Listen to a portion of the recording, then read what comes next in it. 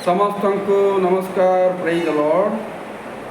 आज आम गोटे पुस्तक अध्ययन करवा ताहा हेउची आदि पुस्तक 6 पर्व 6 एवं 7 आदि 6 पर्व 6 7 ए निमंते सदाप्रभु पृथ्वी रे मनुष्य को निर्माण करने हेतु अनुताप करी मनरे शोक कले। तहिरे सदाप्रभु कहिले आम्भे भूमंडल आपणार सृष्ट मनुष्य को आउ मनुष्य सहित पशु व पुरोगामी जंतु व खेचर पक्षीगण को लुप्त करिबा, कारण आम्भे सेमानकु निर्माण करिबारु आम्भर अनुताप हेउछे। आमे जेहु शास्त्र पढ़िलु ताहा बुझिबा निमंते आमे आगु जीवा ता पूर्व आमे प्रार्थना करिबा। प्रेमय प्रभु धन्यवाद दउछु सुंदर अवकाश पाई। साहाय्य करो आमे जेहु शास्त्रांश पढ़ी अछु ता बुझिबा निमंते एवं सत्य पथरे जीवा पाई समस्त गौरव तुम ठारे स्मरण करी प्रार्थना जीशुଙ୍କ नाम रे मागुछु, आमेन। देखंतु एठारे कौन लिखा अछि, परमेश्वर मनुष्य को निर्माण करिबा हेतु अनुताप कले, रिग्रेट कले, दुख कले, शोक कले, कांदिले, अनुताप कले। कहीं जेहेतु मनुष्य पापी तापरे कौन 7 पदर से तांकर निष्पत्ति को प्रकाश करती जे जेहेतु मनुष्य दुष्ट होइछि तेणु मनुष्य को आमे पशु पक्षी उरोगामी समस्त जंतु सहित लुप्त करिबा, निश्चिन्न करिबा, सेमान को शेष करिबा, कारण मनुष्य को सृष्टि करी आंभर बहुत अनुताप हेउछे। देखंतु प्रिय भाई भणी माने प्रभुंकर दास माने एई विषय को आपण माने अनुध्यान दियंतु जे परमेश्वर मनुष्य को सृष्टि करी दुख करुछंती आ मारिबा को चाहुछंती जल प्लावन द्वारा। तो पाप केहु पर्व रे हैला? पाप कौन 6 पर्व रे हैला? पाप तो आदि पुस्तक 3 पर्व रे हैला। तेबे पाप जेहेतु 3 पर्व रे हैला, पाप जेहेतु 3 पर्व रे आरंभ हैला आ सही समय सर्प ठारे शैतान प्रवेश करी हवा को भूलेला आ ताकू कहिला कि तुम खाइले ईश्वर परी हेबो बोली कहिला। से पाप कले, शैतान कथा शुणी से फल खाइले, एदन उद्यान लुचि गले, उल्लंघर लज्जाबोध पाइले आ प्रभुंकर उपस्थिति को डरिकी से माने उद्यान मध्य लुचिले। आ प्रभु से कहिले तुमर अभिशप्त है शरीर, ए शरीर दिने माटी रे मिसिबो, जावजीवन शैतान कहले धूली खाइब। समस्त विषय 3 पर्व रे हेछि। तो मु आशा करुच्ची आपण माने मध्य मो सहित चिंता करंतु 3 पर्व रे जगत रे जड़े व्यक्ति अर्थात आदमंक द्वारा पाप प्रवेश कला, किंतु आपण आदम को 6 पर्व रे पाइबे नहीं। 6 पर्व रे आदम नहांती। तो सेठे आमे नहं को पाउछु गोटे प्रतिष्ठित व्यक्ति हिसाब रे। ते पाप जेहेतु 3 पर्व रे हैला आ पाप जदि समस्या, पाप जदि परमेश्वर निमंते दुखदायक आनिला आ पाप हेतु मनुष्य जाति ईश्वर ठारू दूर को गला, तांकर उपस्थिति डरिला। जेहेतु 3 पर्व रे लेखा अछि ना, जेतेबेले उद्यान रो गमनागमनकारी परमेश्वर आछंती तो से माने उद्यान मध्य रे लुचिले लेखाई 3 पर्व रो 10 पद 9 10। तहिरे सदा प्रभु परमेश्वर आदम को डाकी कहले तुमे केउठारे? से उत्तर देले मु उद्यान मध्य रे तुमर बस शुणी आपणा उल्लंघता सकाशे भीत होई लुचिले। तो एठारे देखंतु कि आदम पाप करिकी ईश्वरंकर उपस्थिति को डरुचंती आ निजर उल्लंघता सकाशे डरिकी लुचि जाइछंती लेखाई। तेबे पापर समस्या, पापर फलाफल आमे कोटे पाऊ? 3 पर्व रे पाऊ। शैतान कथा 3 पर्व से माने शुणती आउ से माने परमेश्वर ठार दूर को चली जाती एवं 3 पर्वर 14 रु तलक आम आदम हबांकर भूल पाई अभिशाप विष पाऊ। देखु 17 पद 3:17 आउ से आदम को कहले जो वृक्षर फल खाइबा विषय आम्भे तुमको आज्ञा दे कही ताहा खाइब ना तुम्हें अपना भार्यार कथा शुणी ताहा खाइछ एणु तुम सकाशु भूमि शापग्रस्त है तुम्हें जावजीवन क्लेश तहिरु भक्ष्य पाइब। तो भूमि शापग्रस्त हो भूमि अभिशाप पाई क्या आदमर भूल पाई आदम तार स्त्री कथार शुणी से फल खाई भूमि अभिशप्त है। तो भूमि कौन है 18 पद अनुसार कंटा गछ गखरा गछ जात है। तो भूमि गोटे खराब स्थिति गति कला तापर आदम को प्रभु कहले कि तुम्हें जो मृत्तिकार आसल से मृत्तिकार तुम्हें लीन हेब। तो आमर आलोचना कौन जेतु पाप प्रवेश कर एते फल घटिला तेरे परमेश्वर कहीं आदि पुस्तक 3 पर्व मनुष्य को विनाश करने विषय चिंता करती नहीं मनुष्य को जलप्लावन द्वारा शेष करने को चिंता करती नहीं से कहीं जगिले 4 पर्व 5 पर्व एवं 6 पर्व पर्यंत कहीं गले आउ 6 पर्व एमती कौन है जे परमेश्वर 6 पर्व निष्पत्ति नेउछंती मनुष्य सकाशु आमनकर अंतर व्यथित होउची ताकु जलप्लावन करबा बोली काहे कि निष्पत्ति नियंती कौन परमेश्वर जगिथिले कि जेहेतु आदि पुस्तक 3 रे संख्या बढ़ी नहीं आउ संख्या बढ़िले सना जलप्लावन कराहबो तेणु आग संख्या बढ़ी जाऊ तापर जलप्लावन करिके शेष करी एमती भाविथिबे कि ना प्रकृत रे कौन होइथिबो।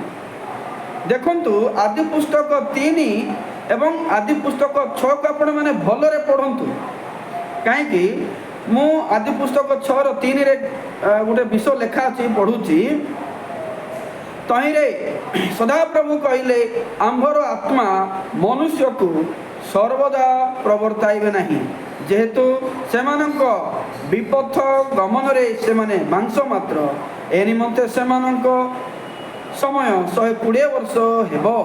देखो तो कौन लिखाई प्रभु कहते मोर आत्मा सब बेले आदम हबांक ठारे बास करिबो नहीं कहीं से माने मांस मात्र बोली लिखा। अच्छा परमेश्वर यही कथा तो 3 पर्व मध्ये कही पारि थांते जेहेतु 3 पर्व पाप होइछि सेटे मनुष्य मांस मात्र हैला नहीं कि सेइटे परमेश्वर मोर आत्मा एमान ठारे सर्वदा बास करिवे नहीं बोली कहीं अनुभव कले नहीं कहीं 6 पर्व अनुभव कले। तापर आम देखु 5 पद देखु मनुष्यर अनंतर सदाप्रभु देखिले जे पृथ्वी रे मनुष्यर दुष्टता अति बड़ और तार अंतःकरण भावनार प्रत्येक कल्पना अविरत मंद मात्र। अच्छा 5 पद लेखा अच्छे जे पृथ्वी रे परमेश्वर देखिले मनुष्यर दुष्टता अति बड़ बोली देखिले।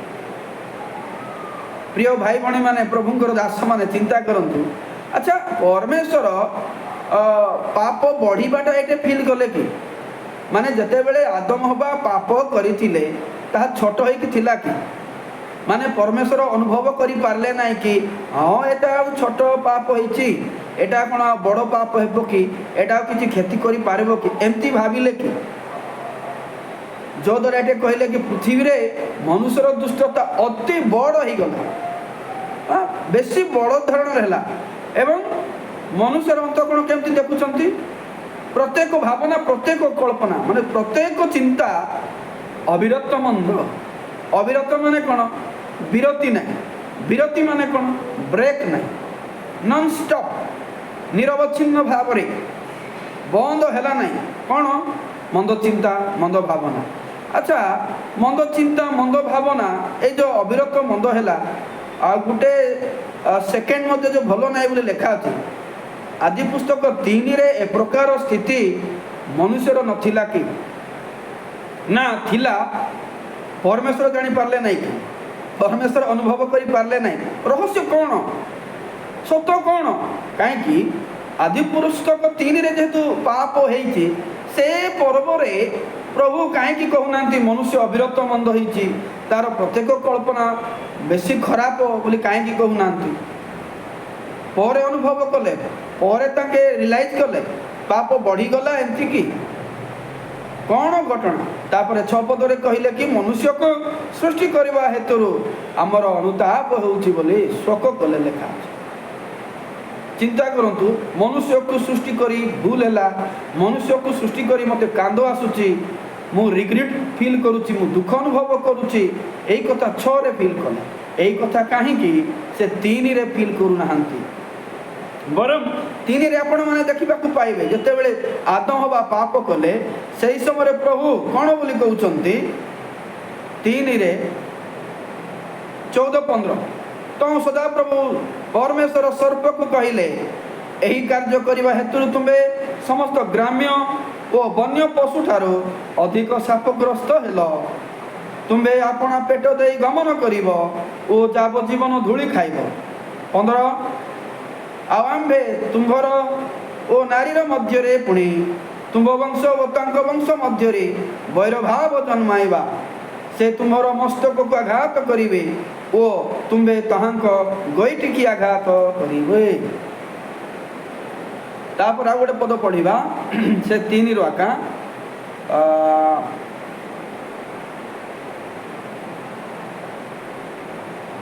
20-21 ଅନନ୍ତର ଆଦମ ଆପଣା ଭାର୍ଯ୍ୟାର ନାମ ହବା ଅର୍ଥାତ୍ ଜୀବନ ଦେଲେ, ଯେହେତୁ ସେ ଜୀବିତ ସକଳର ମାତା ହେଲେ।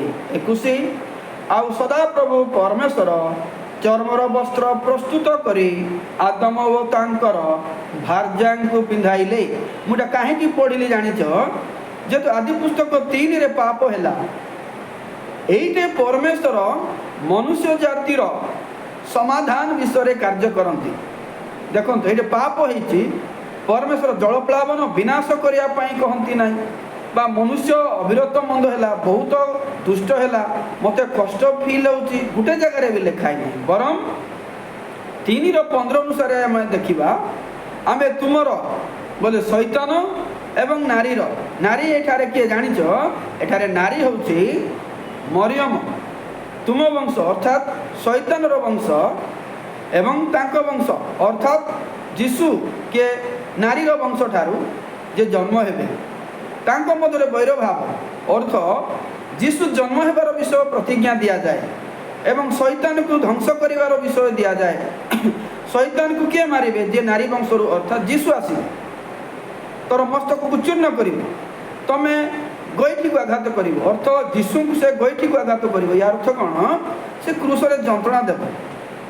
ମୋର କହିବାର ବିଷୟ ହେଉଛି, এইটে মনুষ্য জাতিକୁ ଦଣ୍ଡ ଦେବାଟା ମନୁଷ୍ୟକୁ ଘୃଣା କରିକି କିଛି ପ୍ରଭୁ କହୁନାହାନ୍ତି, ବରଂ ମନୁଷ୍ୟ ଯେମିତି ଉଦ୍ଧାର ହେବ ସେ ପ୍ରତିଜ୍ଞା କହନ୍ତି। ଆଉ ତାହା ଶୈତାନକୁ କହନ୍ତି, ଯୀଶୁ ଆସିବେ ଏବଂ ତୋତେ ମାରିବେ ବୋଲି କହନ୍ତି। ଆଉ ଏଇଟା ଶୈତାନ ବିରୋଧରେ କଥାବାର୍ତ୍ତା କରନ୍ତି, ଏଇଟା ମନୁଷ୍ୟ ବିଷୟରେ କଥାବାର୍ତ୍ତା କରନ୍ତି ନାହିଁ, ମାନେ ମନୁଷ୍ୟକୁ ଦୁଃଖ କରିକି କଥାବାର୍ତ୍ତା କରନ୍ତି ନାହିଁ। ସେଥିପାଇଁ ତ ଡାକନ୍ତି, କୁଆଡ଼େ ଗଲ, କିଏ ଡରେଇଲା, କେମିତି ଜାଣିଲ ଉଲଙ୍ଗ ବୋଲି, ଆସ, ଏମିତି କଥାବାର୍ତ୍ତା କରନ୍ତି। କିନ୍ତୁ 6 ପର୍ବରେ ତ ସେମିତି କଥାବାର୍ତ୍ତା କରୁନାହାନ୍ତି ନା, ବରଂ ନିଜେ ନିଜ ମନ ମଧ୍ୟରେ ଚିନ୍ତା କରୁଛନ୍ତି ମନୁଷ୍ୟକୁ ସୃଷ୍ଟି କରିକି ଭୁଲ ହେଲା। ଏଇ ସତ୍ୟ କ'ଣ? ଆହୁରି ଦେଖନ୍ତୁ, ସେ 3:20 ସେଟା ଆଦମ ତାଙ୍କର ଭାର୍ଯ୍ୟାର ନାମ କ'ଣ ଦେଉଛନ୍ତି? ହବା। ହବାର ଅର୍ଥ କ'ଣ? ଜୀବନ। ଅଲରେଡ଼ି ପାପ କରିଛନ୍ତି, ଆଉ ଜୀବନର ଆଶା ନାହିଁ, କ'ଣ ପାଇଁ ନାଁ ଦିଆହେଉଛି? ସକଳ ଜୀବିତର ମା ହେଲେ ଲେଖା ହେଇଛି। 21 ପଦ ବି ଦେଖନ୍ତୁ, 21 ପଦ କ'ଣ କହୁଛି? ମାନେ ଚର୍ମର ବସ୍ତ୍ର ଆଣିଲେ ଆଉ ଆଦମ ହବାଙ୍କୁ ପିନ୍ଧାଇଲେ। ପାପ କରିଛନ୍ତି ଆଦମ ହବା, ସେମାନେ ଡିବ୍ରି ପତ୍ର ପିନ୍ଧିଛନ୍ତି, ସେଇଟା କାମ କରୁନାହିଁ, ନିଜର ସମସ୍ୟା ନିଜେ ସମାଧାନ କରିପାରୁନାହାନ୍ତି। ତେଣୁ ଚିରକାଳ ପାଇଁ ଗୋଟେ ସମାଧାନ ହେବାର ଅଛି, ଆଉ ଷ୍ଟ୍ରଙ୍ଗ ଚମଡ଼ା ଆଣିବାର ଅଛି। ତେଣୁ କ'ଣ କଲେ? ପ୍ରଭୁ ନିଜେ ଗୋଟେ ଚର୍ମର ବସ୍ତ୍ର ଆଣିଲେ, ଗୋଟେ ପଶୁର ଚମଡ଼ା ଆଣିଲେ ଆଉ ପିନ୍ଧାଇଲେ। କାହାକୁ କାହାକୁ? ଆଦମ ଏବଂ ହବାକୁ ପିନ୍ଧାଇଲେ। ୟାର ଅର୍ଥ କ'ଣ?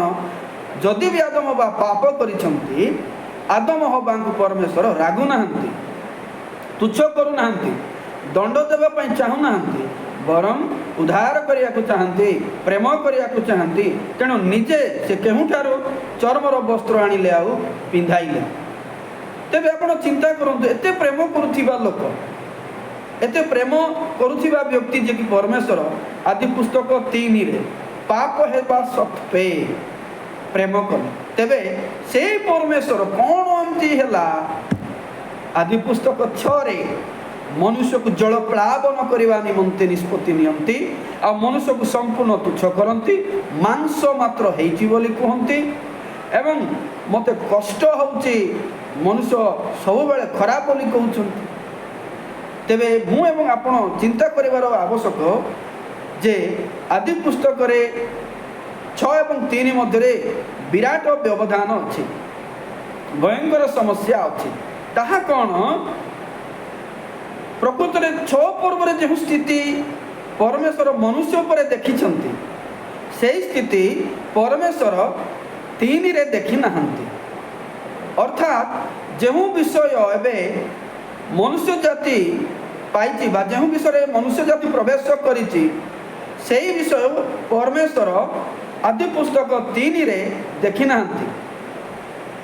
ଏମିତି ନୁହେଁ ଯେ ଆଦି ପୁସ୍ତକରେ ମଧ୍ୟ ଅର୍ଥାତ୍ ଆଦି 3ରେ ମଧ୍ୟ ମନୁଷ୍ୟ ଅବିରତ ମନ୍ଦ ଥିଲା, ମନୁଷ୍ୟ ମାଂସ ମାତ୍ର ଥିଲା, ମନୁଷ୍ୟ ସମ୍ପୂର୍ଣ୍ଣ ଖରାପ ଥିଲା, କିନ୍ତୁ ଦେଖିପାରିଲେ ନାହିଁ ପରମେଶ୍ୱର। ସେମିତି ନୁହେଁ। ପରମେଶ୍ୱର ଦେଖିବେ ନାହିଁ କି, ପରମେଶ୍ୱର ଜାଣିବେ ନାହିଁ କି, ପରେ ଅନୁତାପ କରିକି 6 ପର୍ବରେ ଜାଣିଲେ କି ନାହିଁ?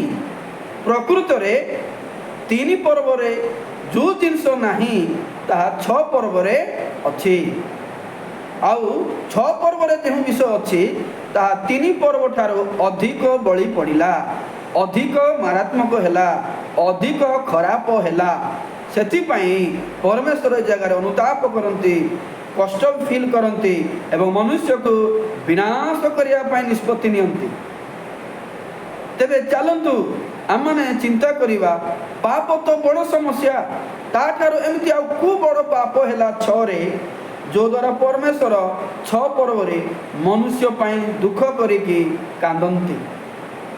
3 ପର୍ବରେ ପାପ ହେତୁ ଦୁଃଖ କରିକି ପରମେଶ୍ୱର କାନ୍ଦନ୍ତି ନାହିଁ, 6 ପର୍ବରେ କାନ୍ଦନ୍ତି ଆଉ ବିନାଶର କଥା ଆଣନ୍ତି। ପ୍ରିୟ ଭାଇ ଭଉଣୀମାନେ, ପ୍ରଭୁଙ୍କର ଦାସମାନେ, ଆମେ ସମସ୍ତେ ବାକ୍ୟ ଜାଣିବା ନିହାତି ଆବଶ୍ୟକ। ନିଜର ମତ ଅନୁସାରେ ବଞ୍ଚିବା ଉଚିତ ନାହିଁ। ବାଇବେଲ ହେଉଛି ସତ୍ୟ। ସତ୍ୟକୁ ଶୁଣିବା ନିମନ୍ତେ ଆମେ ନିଜର ଅସତ୍ୟ କ'ଣ ଫିଙ୍ଗିବାର ଅଛି। ଆମେ 6ର 1 ଟିକେ ପଢ଼ିବା, 1 ଏବଂ 2 ଏହାର ସମାଧାନ ପାଇଁ। ଏହି ରୂପେ ଯେତେବେଳେ ପୃଥିବୀରେ ମନୁଷ୍ୟମାନଙ୍କ ସଂଖ୍ୟା ବଢ଼ିବାକୁ ଲାଗିଲା ଓ ସେମାନଙ୍କର ଅନେକ କନ୍ୟା ଜାତ ହେଲେ, ସେତେବେଳେ ପରମେଶ୍ୱରଙ୍କ ପୁତ୍ରଗଣ ମନୁଷ୍ୟମାନଙ୍କ କନ୍ୟାଗଣକୁ ରୂପବତୀ ଦେଖି ସେମାନେ ଯେଉଁମାନଙ୍କୁ ପସନ୍ଦ କଲେ ଓ ସେ ସମସ୍ତଙ୍କ ମଧ୍ୟରୁ ବିବାହ କରିବାକୁ ଲାଗିଲେ। ସମସ୍ତେ ଧ୍ୟାନ ଦିଅନ୍ତୁ 2 ପଦ। ପରମେଶ୍ୱରଙ୍କର ପୁତ୍ରଗଣ ମନୁଷ୍ୟମାନଙ୍କର କନ୍ୟାମାନଙ୍କୁ ଦେଖି ବିବାହ କଲେ।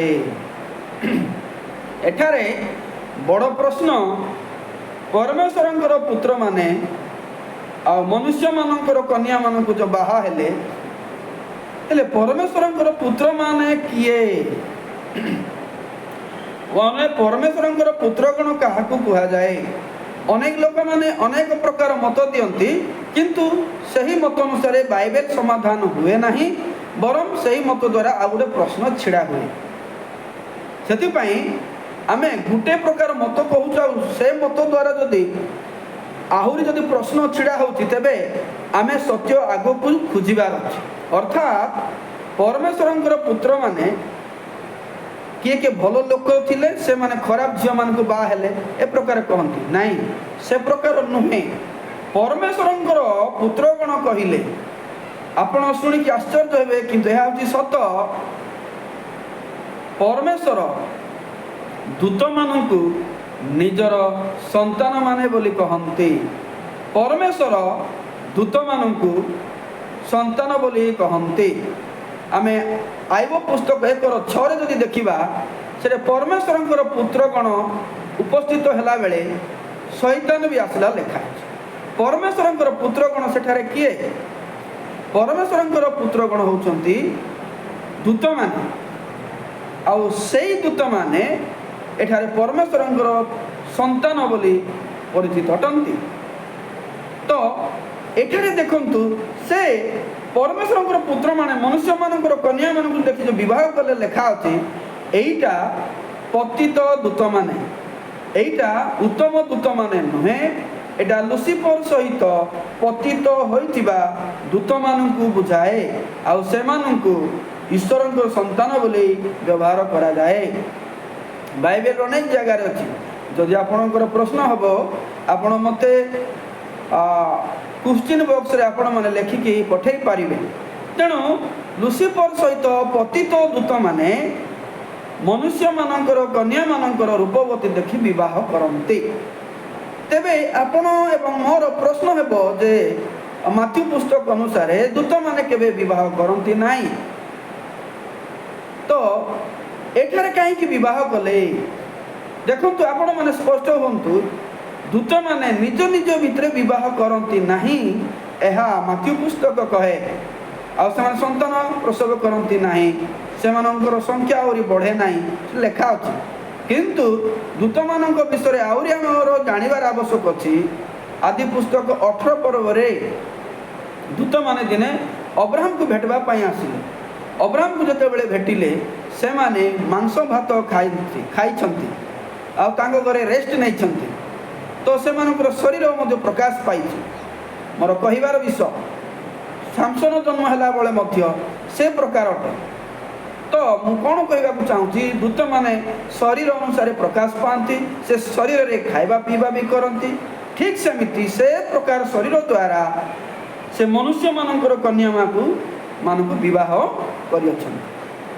तेबे आमे चिंता करिबा मनुष्य मानकर कन्या मानकु विवाह करिबा पछरे एई पतित दूत मानकर कारण कौन उद्देश्य कौन ताहा तो आमे जानिबा बाइबल रे बहुत निश्वास आमे छाड़िबा देखंतु जते बेले पाप हैला आदि पुस्तक 3 रे 15 रे कोन कहया गला जे यीशु ख्रीष्ट आसीबे नारी ठारू आसीबे मरियम ठारू आसीबे एवं काकु मारिबे शैतान को मारिबे लुसिफर को मारिबे चिरकाल पई ताकू दंड देबे एही प्रतिज्ञा मिली तो जते बेले शैतान ही कथा सुनिला शैतान रो मन रे सही दिन ठारू भय रहिला मु कोन कले ए यीशु जे आसीबे आ मते मारिबे तांकर रास्ता बंद करि पारिबे ए बहुत चिंता कला जते बेले से चिंता कला से गुटे उत्तर पाइला ताहा हेउची जे यीशु नारी ठारू आसीबे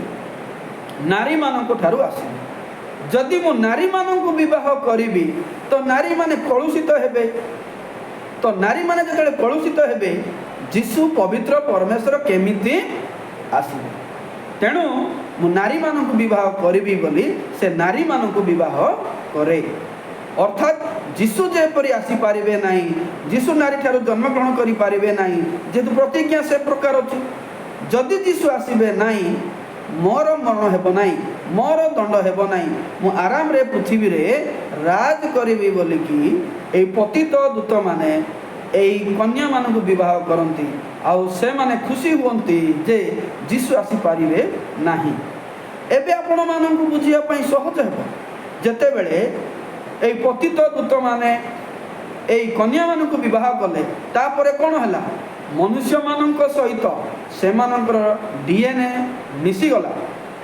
एवं से माने जो जन्म हेले आपण 6:4 देखिबे सेही समय पृथ्वी रे महावीरगण थिले पुणी तई उतारे परमेश्वर पुत्रगण मनुष्य मानक कन्यागण सहवास करते से मानकर संतान गण जात हेले से माने मध्य पूर्व कालर प्रसिद्ध वीर थिले ए जो वीर महावीर लिखाई इंग्लिश रे जदि देखिबे आपण जैंट लिखाई जैंट बोले राक्षस तो से माने राक्षस जन्म हेले 6 अंगुली थिबा लोक जन्म हेले केते बेले परमेश्वर पुत्रगण अर्थात पतित दूत माने ए कन्या मानक विवाह कला सहवास कला तो ये देखु केमतिकार लोक जन्म हेले राक्षस माने जन्म हेले अर्थात शैतान बा पतित दूतंकर वंश अनुसार जन्म हेले तेबे एटा निश्चित नुहे कि एबे संपूर्ण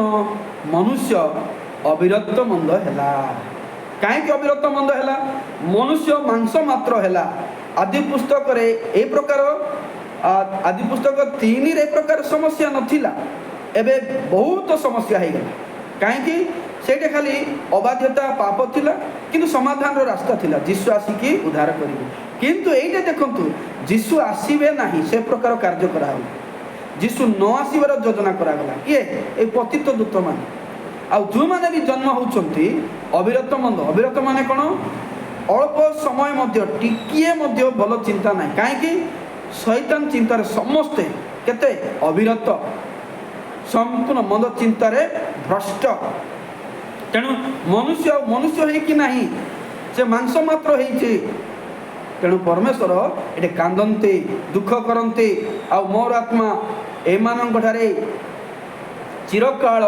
बास करि पारिबो नाही बोली कहते आ एटा यथार्थ अटे आ दिनकु दिन एई दुष्ट प्रकृतिर संख्या बढ़िबा को चलीछि एई पतित दूत मानकर कार्य द्वारा पृथ्वी रे शेष होगा जाऊँगी मनुष्य जाति संपूर्ण शैतानिक जाति होगा चाहूँगी शैतानिक जाति होगा बढ़ुची तेणु परमेश्वर कौन करेंगे तेणु से दुख कले आउ दुख करी कौन कले मुझे छाड़ी ए प्रकार माने बढ़े एवं पृथ्वी संपूर्ण शैतानमय हो पृथ्वी अनंत काल जोटा जीवार था जा पार ना तेणु परमेश्वर कौन कले दुख कले अनुताप कले कांदिले ए प्रकार स्थिति थिबारो जल प्लावन करने को पड़ो बोली कही तेणु यही कारण हेतु से जल प्लावन आनती आदि पुस्तक 6 रे यही समस्या हेतु आउ सही समय अनेक लोक माने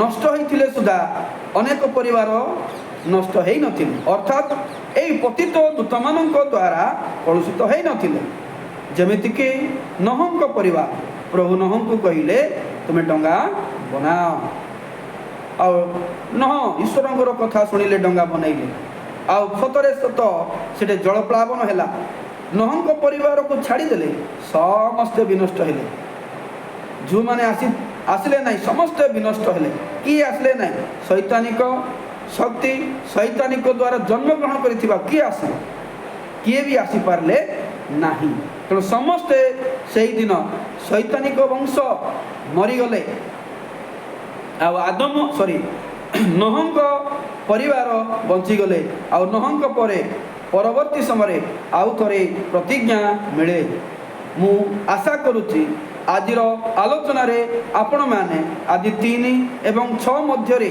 कि प्रकार पार्थक्य अच्छी ताहा बुझीथिबे परमेश्वर पापर समस्या नथिला केउटारे आदि पुस्तक 3 रे से ना कांदी ना दुख प्रकाश करिसेंती बरम पाप हेतु से मानको प्रेम करती निजे चमड़ार वस्त्र आनी दियंती किंतु 6 रे प्रेम करती नाही मारिया पई चेष्टा करती कौन पाई जेहेतु ए पतित दूत मानक द्वारा समस्त मानव जाति भ्रष्ट होती से माने विवाह करती आ राक्षस माने जन्म पाती यही कारण पाई संपूर्ण विनाश करने जल प्लावन अणा जाए मु आशा करुच्ची आज आलोचना आपण मानक बहुत मूल्यवान हो जदि आपण माने